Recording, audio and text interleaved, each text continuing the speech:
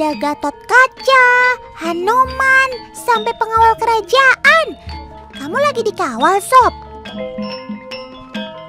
Oh iya, kalau ngomongin Sobat Totan ini, pasti teman di rumah sudah gak asing lagi kan? Tapi tahu asalnya dari mana? Banyak yang mengira kalau Sobat Totan ini berasal dari Indonesia karena memang perkembangannya yang sudah menyebar dari Sabang sampai Merauke. Sapi dengan ciri khas punuknya ini asalnya dari India loh teman. Secara alami Sobat Totan ini juga dikenal dengan nama sapi PO atau peranakan ongol. Punuk yang dimiliki Sobat Totan ini merupakan otot, jaringan ikat, dan juga lemak. Memang gagah banget kamu, Sob. Ya ampun, ya ampun. Kok kamu malah ngamuk sih, Sob? Coba Paman Editor, diputar ulang lagi. Agak diperlambat ya.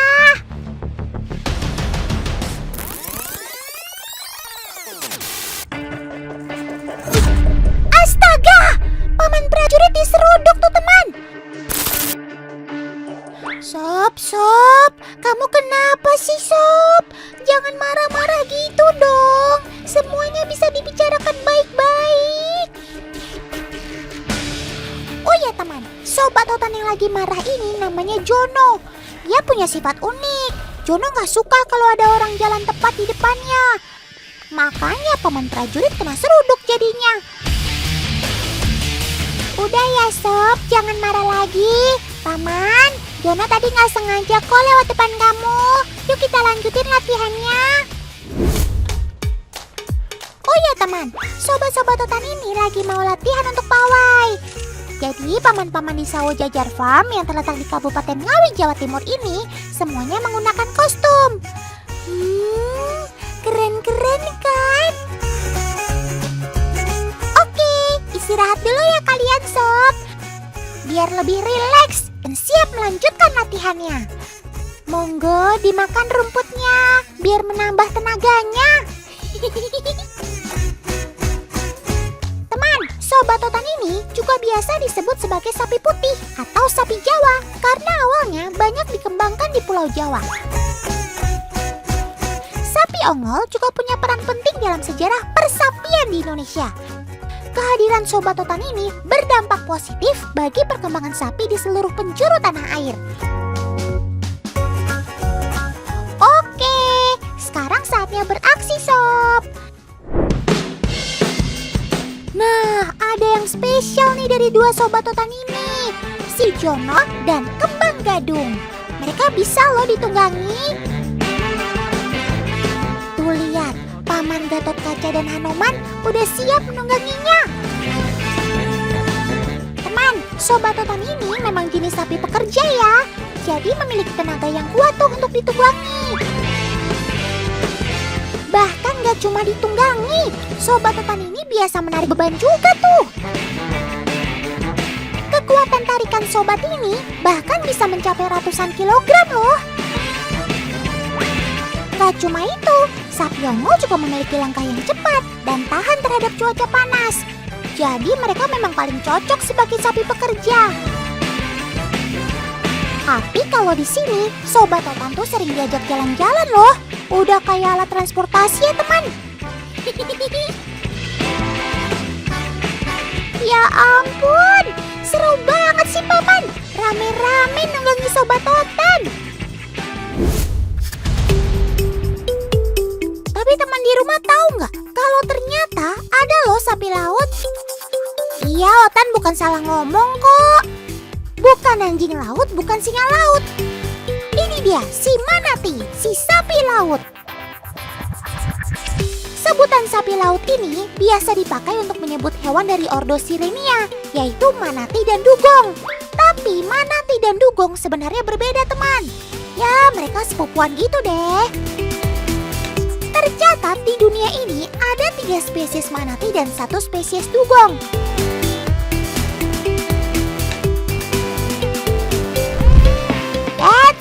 Tapi kalau mau ketemu si dugong, tidak semudah itu Ferguso. Dugong ini adalah hewan pemalu.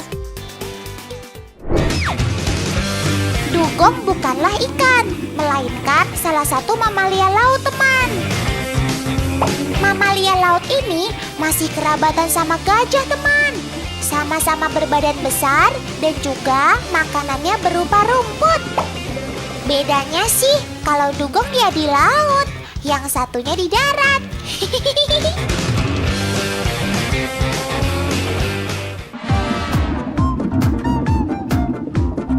Teman, ukuran dugong dewasa bisa lebih dari 3 meter dengan berat 500 kilogram. Karena berat badannya yang besar, kecepatan dugong di dalam air hanya sekitar 10 km per jam saja. Atau setara dengan otak kalau lagi jalan-jalan naik sepeda. Teman, kalau ngebayangin paman tadi diseruduk Jono sakitnya seperti apa? Oke, sekarang kita mau timbang nih berat badan Jono. Kalian pasti akan bisa membayangkan seperti apa kekuatannya. Ayo paman, sekarang kita timbang berapa berat Sobat Totan ini. Alatnya udah canggih ya, jadi mudah nih nimbang si Jono yang gede banget. Ayo sob, kita timbang dulu. Weowe banget teman, berat Sobat Totan satu ini sampai 1 ton lebih loh. Sobat-sobat Totan ini bisa tumbuh besar karena diberi pakan bernutri tinggi tuh. Bahkan dalam sehari bisa sampai 5 kali loh. Ya, jalan-jalan di Jawa Timur nih. Mumpung di sini, Otan mau mampir ke pasar ternaknya Biasanya pasar ternak di Jawa Timur itu mengikuti pasaran pada penanggalan Jawa. Seperti di Kecamatan Padangan, Bojonegoro ini. Biasa diadakan pada pasaran Wage, sehingga dinamakan juga pasar hewan Wage. Tuh lihat teman, ramai sekali ya. Sudah terlihat banyak paman dan Sobat Totan yang hadir di pasar ternak ini. Ya ampun, seru banget ya teman. Beragam jenis sapi ada di sini. Mulai dari anakan hingga indukan juga ada. Nah, ada yang unik nih. Di pasar hewan ini, transaksi jual beli ternaknya nggak biasa loh. Karena paman-paman di sini menggunakan uang koin sebagai simbol transaksi. Caranya dengan tawar-menawar menggunakan uang koin. Tuh lihat aja, paman pembeli menawar harga yang diinginkan, lalu meletakkan uang koin di tangan penjual. Nah, jika harga belum cocok, maka uang koin pun dikembalikan ke tangan paman pembeli. Lalu terjadilah proses menaikkan harga sampai mendapatkan nilai yang disepakati. Oh iya, terkadang transaksi jual beli ini berjalan lama dan cukup alot. Penjual dan pembeli biasanya saling adu argumen loh. Namun jika harga sudah sesuai, uang koin pun diambil penjual sebagai tanda jadi. Setelah itu, baru deh uang yang sudah disepakati diberikan ke penjual. Akhirnya, sapi betina yang sedang hamil 3 bulan berhasil terjual, teman. Biasanya pasar hewan ini berlangsung dari pagi sampai siang hari saja. Sementara sapi-sapi yang tidak terjual dinaikkan lagi ke atas truk untuk kembali ke peternak masing-masing. Namun, menaikkan Sobat Totan ini ke atas truk bukan perkara yang mudah ya, teman. Lihat saja, Sobat Totan cukup kesulitan menjaga keseimbangan agar tidak terjatuh. Ya ampun sob, hati-hati. Oh ya teman, setiap daerah memiliki hari pasaran yang berbeda-beda ya. Jadi kalian harus mengeceknya terlebih dulu sebelum datang ke pasar hewan, agar tidak keliru.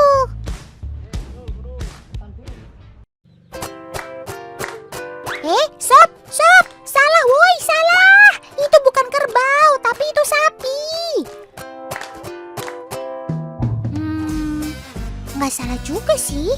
Tapi teman di rumah pada tahu nggak? Kenapa Sobat Totan si burung jalak kebo ini ada di punggung sapi?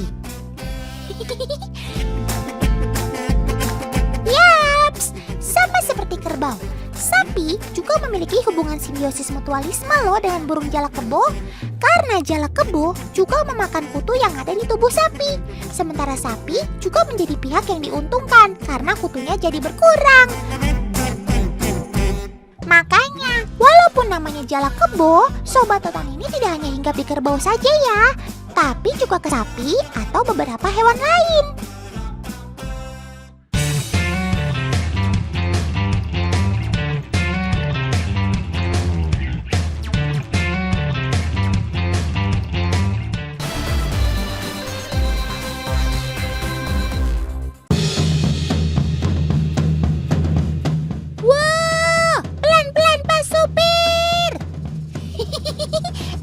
Maksudnya pelan-pelan sob larinya.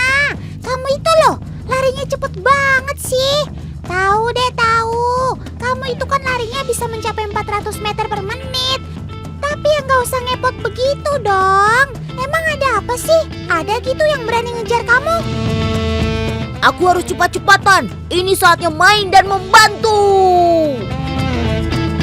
Membantu siapa kamu sob? Walah, ternyata ini tuh kegiatan kamu. Membantu warga mencari ikan. Kamu emang keren maksimal. Gak pandang bulu dalam membantu. Wuhuu, bener aja. Gak butuh waktu lama, kalian langsung pada dapat. Jagoan. Ayo, cepat dimasukkan ke ember ya. Kenalin teman, ini dia dua otter yang bernama Cika dan Baby Ndut. Mereka ini kesayangannya Kak Jidan. Wah, lumayan banget nih hasil tangkapan kamu. Terima kasih ya sobat-sobat. Warga pasti bangga banget deh sama kalian. Pasti deh, Cika dan Baby Ndut langsung happy banget. Secara mereka ini kan mamalia semi akuatik, alias sebagian hidup di air dan sebagian lagi di darat. Ketika berenang, otter akan hilang dan timbul. Sesekali muka otter akan naik ke permukaan untuk mengambil oksigen. Ayo sob, fokus. Kita ambil ikannya. Loh, Cika. Kok ikannya malah dimakan? Ingat loh, kamu ini kan lagi mengemban misi mulia. Aduh, malu deh Otan sama warga. Nah teman, Cika dan Baby Ndut ini punya kebiasaan unik nih. Saat makan, kalau dimulai dari ekor, biasanya ikan akan habis tak bersisa. Tapi kalau mulainya dari kepala ikan, ya nanti siap-siap aja deh, gak habis ikannya. Kamu lahap banget makannya sob. Bunyi gigitanmu itu loh, kencung banget.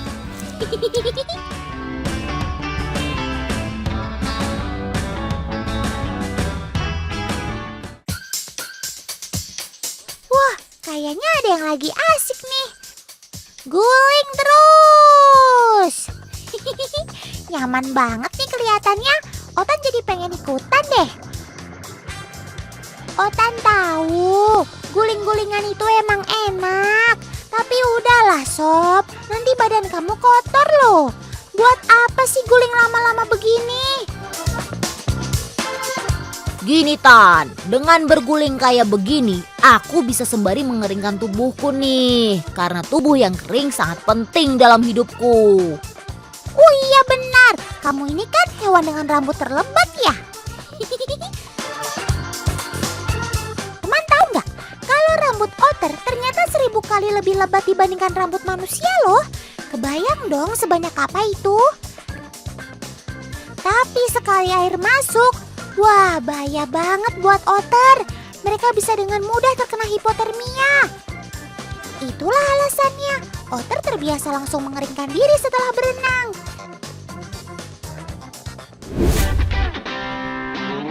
Cika, Baby Ndut, pelan-pelan dong. Kalian ini mau kemana sih sama Kak Jidan? Kok belusukan masuk hutan begini? Daripada berburuk sangka, mending Otan nyemangatin Cika dan Baby Ndut deh. Ayo semangat, jangan sampai tertinggal dari Kak Jidan.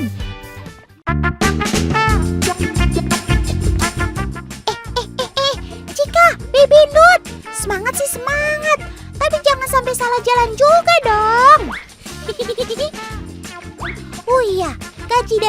udah biasa ngajak Duotar main bareng. Makanya baik Cika dan Baby Nut langsung nurut aja ngikutin arah kemanapun Kak Jidan pergi. Ya, meskipun sesekali penasaran dan pilih jalan sendiri atau meninggalkan Kak Jidan, tapi mereka pasti kembali dan langsung mencari Kak Jidan. Sepertinya otter Kak Jidan ini sudah tahu ya teman akan dibawa kemana. Naik bebatuan, turun bebatuan, dan sampai. Yuhuu! Ini dia lokasi tujuannya Kak Jidan. Cika dan Baby Nut langsung nyebur. Gimana nggak langsung nyebur, Tan? Kami ini kan otter air tawar. Lihat air, ya bawaannya nggak tahan. Iya, Otan maklum kok Sob. Sebanyak 80% hidup otter itu kan di air. Dan sebagai otter air tawar, Cika dan Baby Nut memiliki tangan yang berselaput, bentuk kepala moncong dan ekor panjang yang kuat.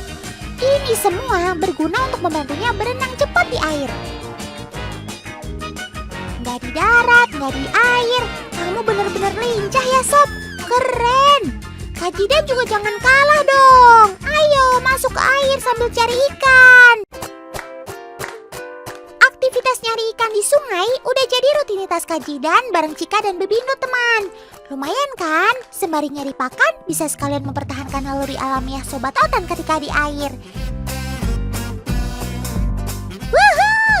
Baby Nut dapat ikannya nih teman. Loh. Kok malah dimakan sendiri sih Sob? Maklum deh, mamalia yang satu ini emang terbiasa makan banyak. Kira-kira mencapai 20% berat tubuhnya dalam sehari. Wow, banyak banget kan? Tapi kamu tetap bisa gercep. Salut. Otter juga punya kebiasaan baik nih. Sebelum makan, mereka terbiasa membersihkannya terlebih dulu dengan cara membawa makanannya ke dalam air. Ayo Kak Jidan, seser terus. Kamu pasti bisa. Tapi Sobat Otan ini kok malah salfok ya? Lihat air seger langsung lupa deh mau bantu Kak Jidan. Malah asik main air nih. Udah deh Kak Jidan, daripada dicuekin begini, mending isengin Cika dan Baby Nut aja yuk. Ayo Kak, tangkap mereka. Itu di belakang Kak Jidan ada Cika. Wah, yang ketangkap malah Ndut nih. Otter ini pintar ya teman. Ketika tahu mau ditangkap, mereka langsung otomatis sembunyi di bawah air. Tapi pastinya Kak Jidan gak mau kalah dong. Tangkap mereka Kak.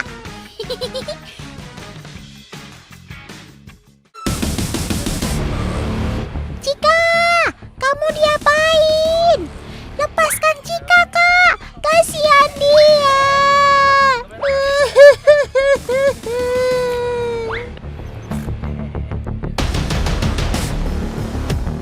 Tapi kok ada dokter hewan sih di sini? Walah Sob, kamu ternyata lagi diperiksain kesehatannya ya? Kirain Otan mau dimacem-macemin. Dibandingkan Baby Nut, Cika ini memang agak takut dengan dokter hewan teman. Karena ia tahu kalau ada vet, tandanya Cika akan disuntik. Tuh lihat, Cika ngamuk-ngamuk nih pas lihat muka sang dokter. Apalagi melihat dokter mempersiapkan alat suntik. Waduh. Ayo Cika, suntikan ini baik untuk kesehatan kamu loh. Untuk penambahan multivitamin supaya kamu gak gampang sakit. Nah begini ya teman, kalau sayang sama peliharaan harus rutin diperiksakan ke dokter agar gak terkena virus atau penyakit lainnya. Perawatan untuk Cika dan Baby Nut berupa cek fisik, mulai dari pemeriksaan kutu, pemeriksaan gigi, lalu lanjut timbang berat badan. Waduh, Cika benar-benar berontak teman. Sob, tenang Sob, ini semua demi kebaikanmu loh.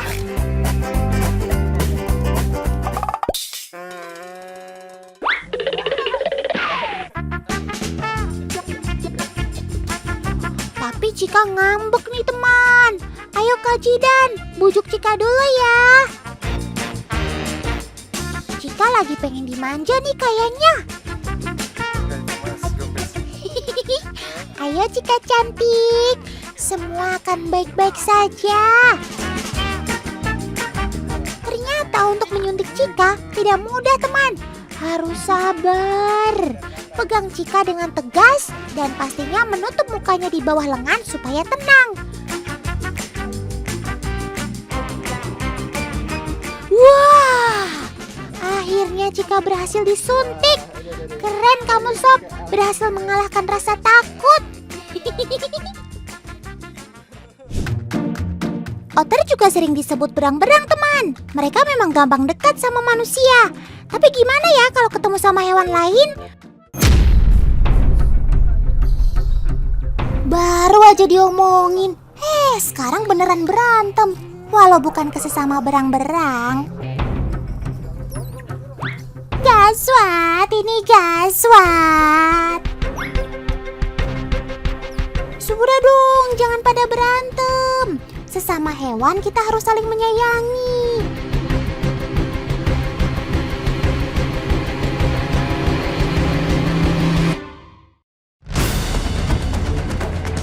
Waduh sob, kamu ini suka bener bikin gara-gara.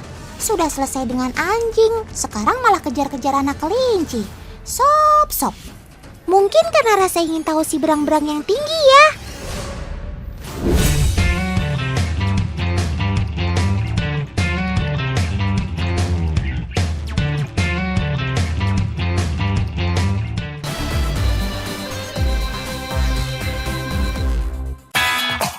Pada dasarnya, hewan memiliki perasaan dan butuh kasih sayang, teman. Tidak terkecuali hewan liar. Bisa juga loh jadi akrab sama manusia. Kayak kisah si Lolo ini nih. Si Lolo ini termasuk burung khas bumi cendrawasih, teman. Ia merupakan anakan burung kasuari.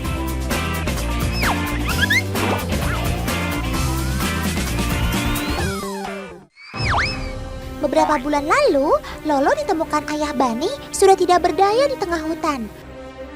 Saat ditemukan, keadaannya sungguh memilukan. Akhirnya, Lolo dirawat sementara hingga pulih kembali. Dan ia akan dilepaskan ke habitatnya lagi jika ia sudah bisa kuat cari makan sendiri.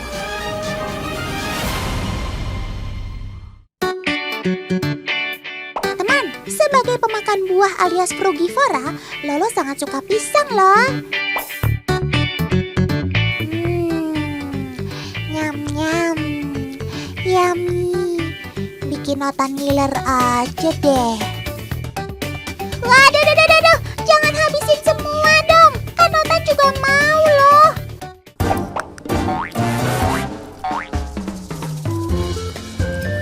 Oke, sip. Setelah makan, waktunya kita main air nih. Walau bukan burung air, tapi Lolo sangat senang saat main air seperti ini. Yang di rumah sudah pada mandi belum? Masa kalah sama Lolo sih? Segarnya. Nah teman, ini dia nih kasuari yang sudah dewasa. Ukurannya super duper jumbo. Burung kasuari dewasa tingginya bisa mencapai 170 cm. Nggak heran deh, ia jadi salah satu unggas terbesar di dunia.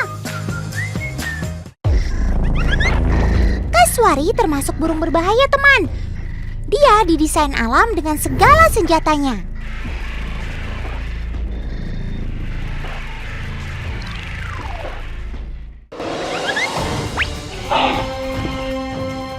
Sobat Otan ini memang termasuk burung yang pemalu teman. Tapi kalau merasa terganggu, ia bisa sangat galak. Bahkan mampu menyerang siapa saja yang ada di sekitarnya. Apalagi kasuari dipersenjatai paruh yang besar dan tajam.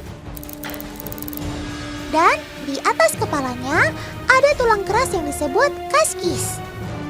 Banyak ilmuwan yang meneliti kegunaan kaskis ini.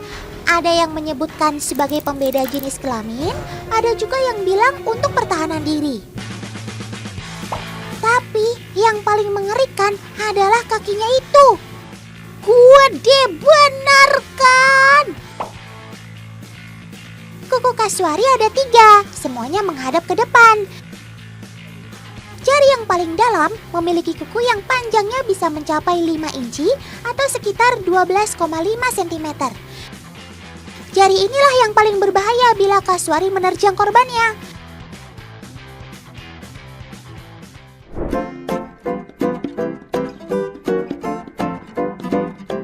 Satu lagi nih kisah sobat Otan yang lengket sama manusia. Johnny adalah anakan domba yang dipelihara Pak Mul di rumah sakit hewan Lembang, teman. Saking akrabnya, bahkan dia mau loh diajak naik angkot.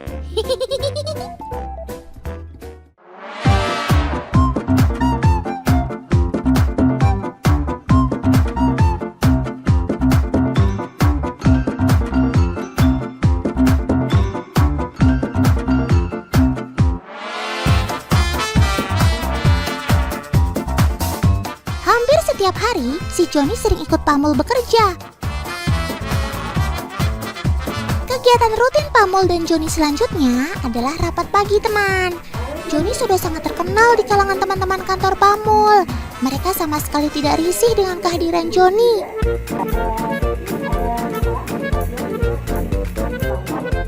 Saat rapat, Johnny biasanya tetap tenang berada di dekat Pak Mul. Johnny juga tidak risih terhadap teman-teman Pak Mul, malah terkadang berinteraksi dengan salah satunya. Keren kamu, John. Kecil-kecil sudah bisa ikutan rapat bareng bos.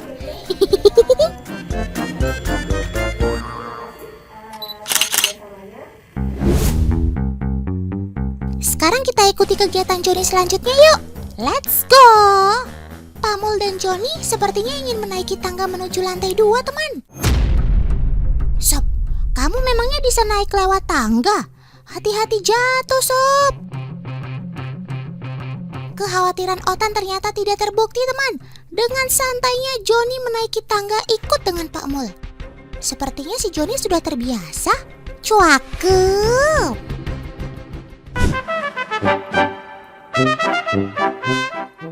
Tidak hanya sedang bekerja saja, teman. Johnny juga terus mengikuti Pak Mul kapan dan di mana saja. Walau Pak Mul ke toilet sekalipun, sobat Otan ini tetap mau ikut. Weleh. Kalau ke toilet sih, kamu gak usah ikut ya, John. Tunggu di luar saja.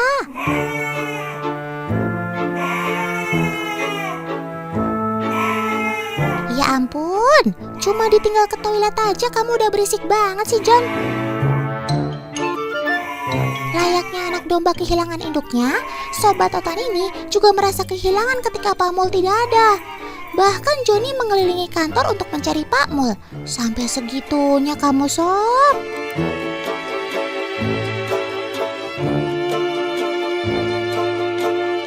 Selesainya Pak Mul dari toilet, sobat Otan ini sontak langsung diam dan tenang, teman. Ya ampun, John, kamu posesif banget sih sama Pak Mul.